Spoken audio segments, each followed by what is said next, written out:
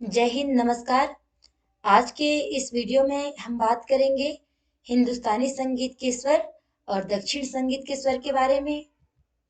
उसके बाद उत्तरी संगीत के थाट, दक्षिणी संगीत के थाट और उत्तरी संगीत के गीत शैली और दक्षिणी संगीत के गीत शैली की तुलना करेंगे, क्योंकि यह हमारे सिलेबस में है, केंद्रीय विद्यालय संगठन के म्यूजिक टीचर के सिलेबस में है। तो आइए, बहुत शॉर्ट में यह वीडियो हम जो जैसे क्वेश्चन आता है जिससे रिलेटेड, बस उसी के बारे में हम बात करेंगे। सबसे पहले है दोनों पद्धति के जो दोनों संगीत के स्वर है। हिंदुस्तानी संगीत के स्वर को किस नाम से जाना जाता है और दक्षिण संगीत के स्वरों को किस नाम से जाना जाता है, यह जानते हैं। षडज हिंदुस्तानी संगीत के स्वर है षडज, सा। दक्षिणी संगीत में भी उसको षडज ही कहते हैं, सा ही कहते हैं। फिर दूसरा है हमारा स्वर कोमल ऋषभ, वहां पे शुद्ध ऋषभ नाम है। सा के बाद सीधा शुद्ध ऋषभ, हमारे सा के बाद कोमल ऋषभ, तत्पश्चात शुद्ध ऋषभ, और वहां पे उसको शुद्ध गंधार कहा गया है या चतुश्रुति ऋषभ कहा गया। चतुश्रुति ऋषभ क्यों कहा गया है? देखिए, तीन श्रुति किसका है? ऋषभ का है, शुद्ध गंधार में। और यहाँ पे इसको शुद्ध गंधार या चतुश्रुति, चौथे पे जस्ट रे के बाद वाला जो श्रुति आता है, सातवीं श्रुति पर है शुद्ध ऋषभ, तो ये आठवीं श्रुति पर होंगे इनके शुद्ध गंधार या चतुश्रुति ऋषभ। फिर है कोमल गंधार। हमारे कोमल गंधार उनके क्या है? साधारण गंधार है या षट श्रुति ऋषभ है, 6 श्रुतियों वाला ऋषभ है। उसके बाद फिर आता है शुद्ध गंधार। तो हिंदुस्तानी संगीत के जो शुद्ध गंधार है उसको दक्षिण संगीत में क्या कहा गया है? अंतर गंधार कहा गया है। तत्पश्चात है शुद्ध मध्यम, उसको वहां भी शुद्ध मध्यम कहा गया है। इतने में क्या है? सा से लेकर के म तक में सा, कोमल ऋषभ, शुद्ध ऋषभ, कोमल गंधार, शुद्ध गंधार, शुद्ध मध्यम, कोमल ऋषभ, रे लिख करके नीचे या शुद्ध ऋषभ है, फिर कोमल गंधार है, शुद्ध गंधार है और शुद्ध मध्यम है।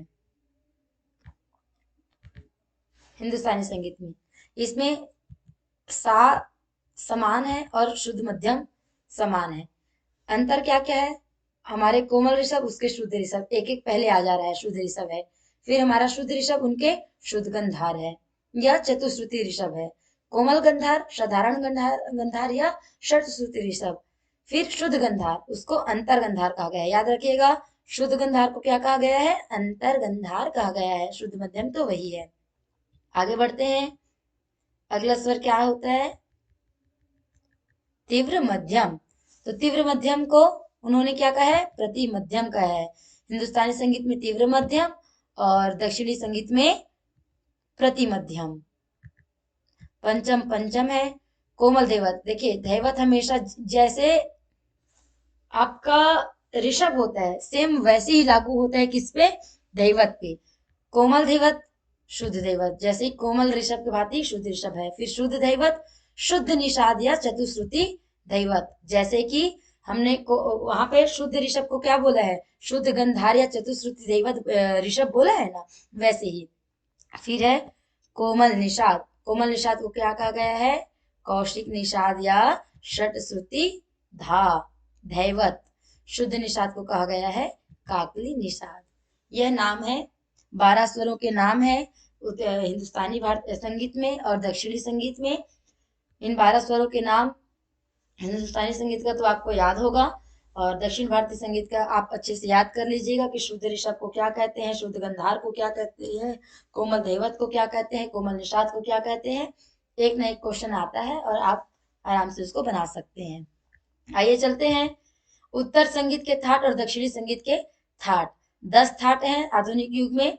तो हमारे यहाँ उन थाटों को क्या कहते हैं? उत्तरी संगीत के थाट में और दक्षिणी संगीत के थाट में उसको किन किन नामों से जानते हैं।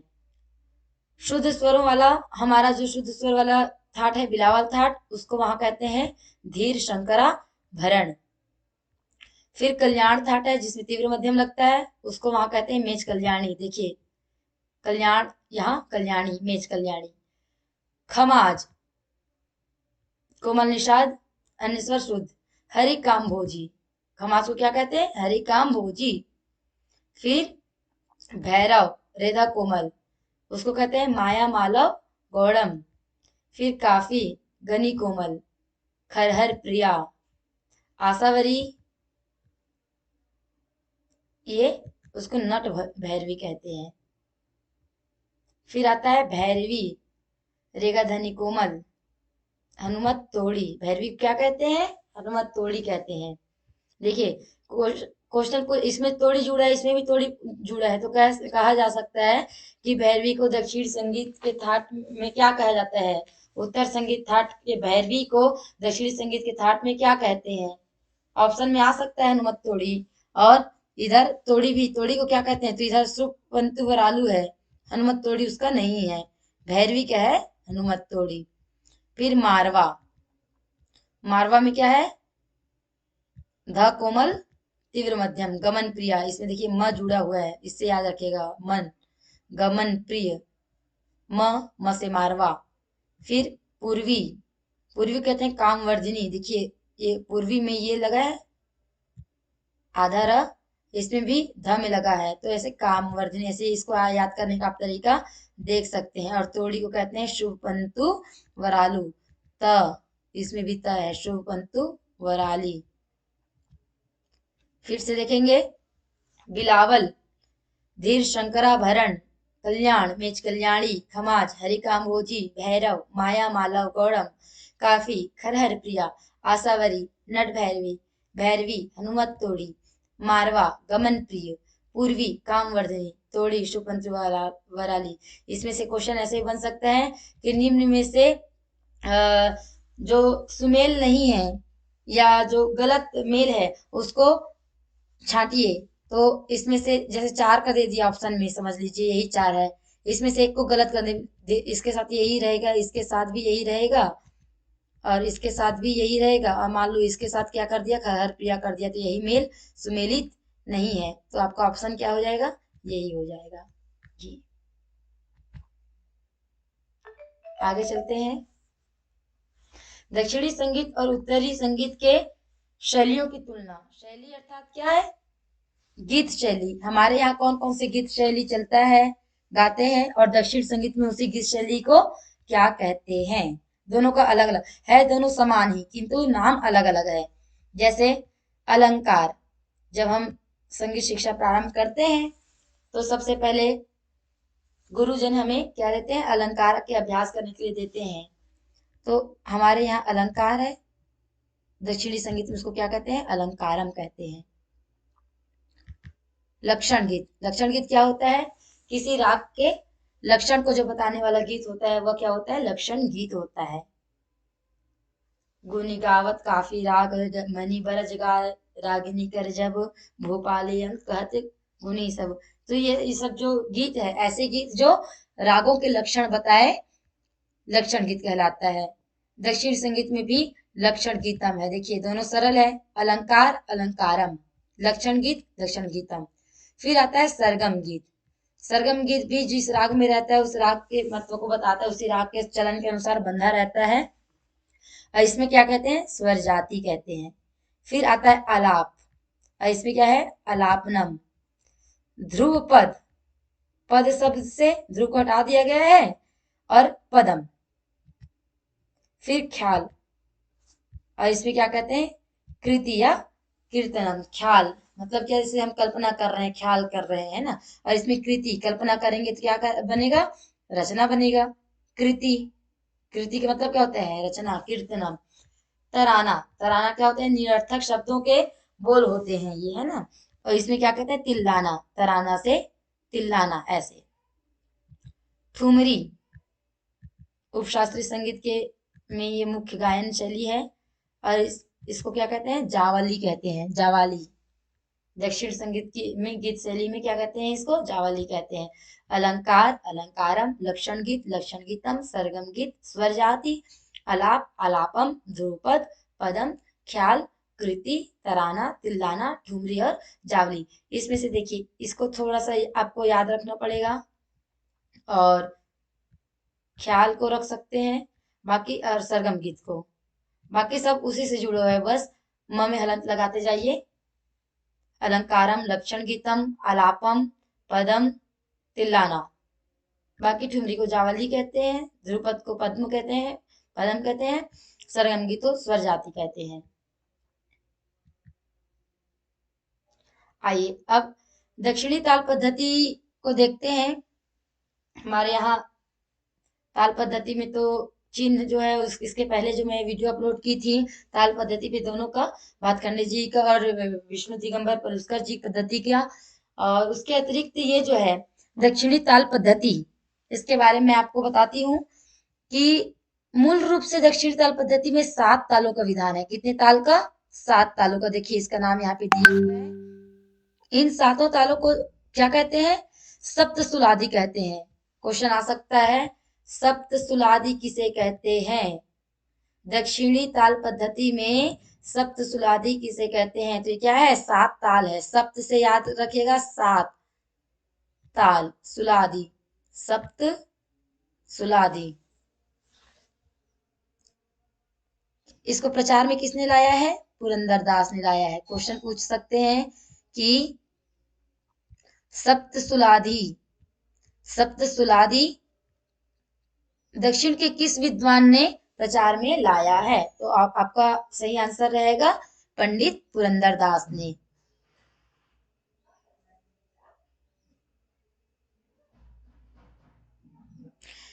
दक्षिण भारतीय संगीत के विद्वान पंडित पुरंदरदास ने 1480 से 1564 के मध्य इन्होंने लिखा है कि उपयुक्त लघुत्तम तालों का प्रयोग किया है। वे ताल 7 थे, जिनका सप्तसुलादि के रूप में शास्त्रीय एवं देशी दोनों प्रकार के गीतों में प्रयोग सफल रहा। यही सप्तसुलादि ताल दक्षिण संगीत के मूल 7 ताले थी। कौन कौन से हैं ये 7 ताले? ध्रुव ताल, मठ ताल, रूपक ताल, हमारे यहाँ भी है रूपक ताल, किंतु उसमें 7 मात्राएं होती है, इसमें 6 मात्रा है। झंप ताल, त्रिपुट ताल, त्रिपुट 3 ताल से याद रखिएगा त्रिपुट, लेकिन इसमें 8 मात्राएं हैं, और हमारे यहाँ 3 ताल में कितनी मात्राएं? 16 मात्राएं। अठ ताल, जिसमें 12 मात्राएं। अठ ताल समझ करके इसको 12 मात्रा 8 मात्रा नहीं करना है। अठ ताल कितनी मात्रा का है? 12 मात्रा का। और एक ताल जो है हमारे यहाँ 12 मात्राएं की है, उनके यहाँ 4 मात्रा। ये सब क्या है? ये जो चिन्ह दिए हुए हैं इसके बारे में भी हम जानते हैं। चलिए एक मिनट। तो 7 तालें आपको समझ में आ गया कौन कौन से हैं? ध्रुव ताल, मठ ताल, रूपक ताल, झंप ताल, त्रिपुट ताल, अठ ताल और एक ताल। इनकी मात्राओं को आप याद रखिएगा। ध्रुव ताल, मठ ताल, रूपक ताल, झंप ताल, त्रिपुट ताल, अठ ताल और एक ताल। देखिए यह है लघु, यह है द्रुत, और ये भी लघु ही है। लघु का मान कितना होता है? 4 होता है। लघु का मान कितना होता है? 4। और द्रुत का मान कितना होता है? 2। जैसे से लिखा है ना, लघु द्रुत लघु लघु, तो 4 2 और कितना आ जाएगा? 4 4। अब इसको गिन लीजिए कितना मात्रा हुआ? 4 2 6, 6 4 10, 4 14, 14 मात्रा हो गया ना। वैसे ही अब इसको याद करने का एक तरीका है, बहुत इजी तरीका है। देखिए क्या दिया है? लघु द्रुत लघु लघु, उसमें से एक लघु को घटा देंगे, बस एक लघु को, पीछे का जो लघु है उसको घटा देंगे तो मठ ताल हो जाएगा। फिर उसमें से मठ ताल में से आगे के लघु को हटा देंगे तो रूपक ताल हो जाएगा। ठीक, अब उसी को पलट देंगे तो वो झंप ताल हो जाएगा। देखिए ये भी 6 मात्रा, ये भी 6 मात्रा है, हो गया। झंप ताल में एक द्रुत बढ़ा देंगे तो त्रिपुट ताल हो गया। उसके बाद फिर जो त्रिपुट ताल है उसमें एक लघु बढ़ा देंगे शुरू में ही, तो कौन सी मात्रा कौन सा ताल? 8 ताल। और उसके बाद फिर सिर्फ लघु को रखेंगे, बाकी सब हटा देंगे, तो क्या हो जाएगा, 1 ताल हो जाएगा। यही तरीका है, बहुत आसान तरीका है। सबसे पहले 1011 याद रखिए, ऐसे कुछ लघु और द्रुत याद नहीं रहता है तो 1011, 1011 में से पीछे के एक को हटा देंगे तो क्या बच जाएगा, 101 बच जाएगा। 101, 101 में से पीछे के एक को घटा देंगे फिर से तो क्या बच जाएगा, माफ कीजिए, शुरू के एक को हटा देंगे तो क्या हो जाएगा हमारे पास, 01। अब इसको उलट देंगे तो कितना बच जाएगा, 10 हो जाएगा। 10 के बाद फिर एक जीरो और बढ़ा देंगे तो क्या हो जाएगा, 100 हो जाएगा। 100 के बाद इसमें एक लघु को बढ़ा देंगे तो क्या हो जाएगा, 1100 हो जाएगा। अब सबको सबको इरेज कर देंगे, बस एक लघु बच जाएगा। बस यही है, यही 7 ताले हैं और इन्हीं से क्वेश्चन आता है दक्षिणी ताल पद्धति में, इसको याद रखना है आपको। और ये लघु, लघु का मान कितना होता है, 4 होता है। द्रुत का मान कितना होता है, 2 होता है। इसको याद रखेंगे तो आराम से आप मात्राओं को याद भी नहीं रखेंगे तब भी बन जाएगा। ये देखिए लघु का मान 4 2 6, 6 4 10, 10 4 14। इसको देखेंगे 4 2 6, 6 4 10, 2 4 6, 4 और 2 6। फिर इधर लघु है 4 2 2 4 8, 4 4 8, 8 2 10, 10 2 12 और इधर 4। देखिए ये 7 तालें प्रचलित नहीं थी, इसके अलावा और भी ताल थे लेकिन वो इन्हीं के प्रकार थे। कैसे, ये तो 7 ताल हो गए, इसके अलावा उनके 5 जाति बोले गए हैं। 5 जाति कौन कौन से, चतुस्र जाति, तिस्र जाति और चतस्र जाति, तीसरी जाति, मिश्र जाति, खंड जाति और संकीर्ण जाति। चतस्र, चतस्र बोलने से कितना याद आता है हमको, 4 संख्या। तीसरा मतलब 3। उसका फिर मिश्र, मिश्र मतलब कितना हो भैया, इन दोनों को जोड़ दो, कितना हो गया, 7, मिश्र हो गया। फिर खंड, खंड कितना हो गया, 5 और संकीर्ण 9।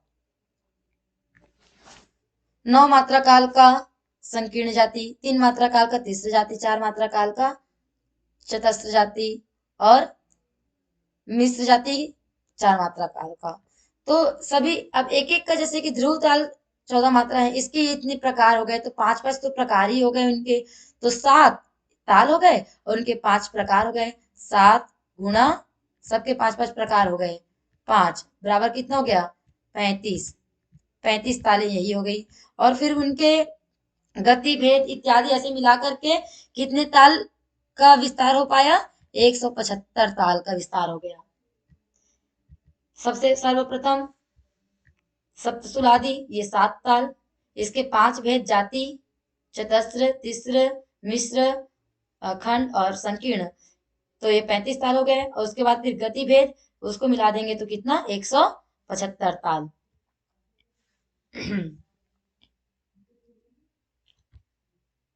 चलिए आइए अब इसको देखते हैं चतस्र जाति ये सब में कैसे निकालेंगे।